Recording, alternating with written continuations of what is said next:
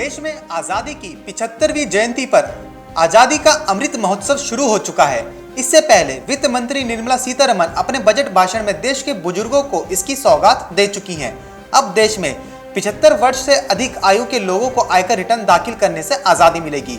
ऐसे बुजुर्ग जो पेंशन या ब्याज से पैसा कमाते हैं, उन्हें अब आयकर रिटर्न दाखिल नहीं करना होगा। आयकर रिटर्न दाखिल करने से ये छूट केवल तब मिलेगी जब ब्याज की आय उसी बैंक में अर्जित की जाती हो जिसमें पेंशन आती हो। देश में 1 अप्रैल से नई वेतन संहिता लागू हो रही है।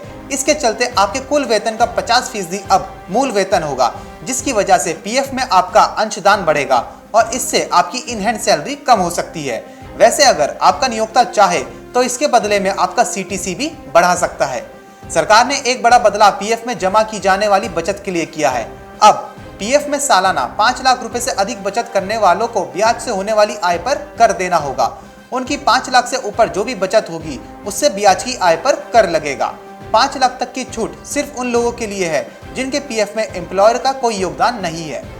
देश में 1 अप्रैल से अब उन व्यापारियों के लिए B2B लेनदेन के लिए ई-वे बिल अनिवार्य हो जाएगा जिनका टर्नओवर 50 करोड़ रुपए वार्षिक है।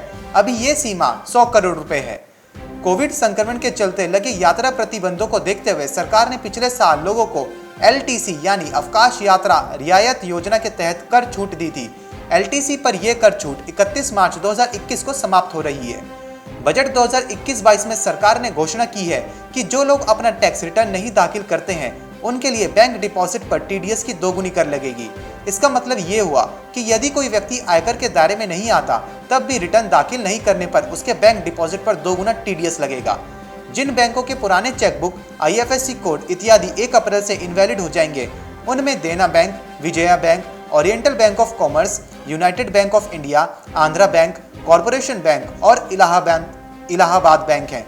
इन बैंकों के विलय के बाद अब 31 मार्च के बाद से इनकी पुरानी चेकबुक नहीं चलेंगी। Bureau report, market times TV.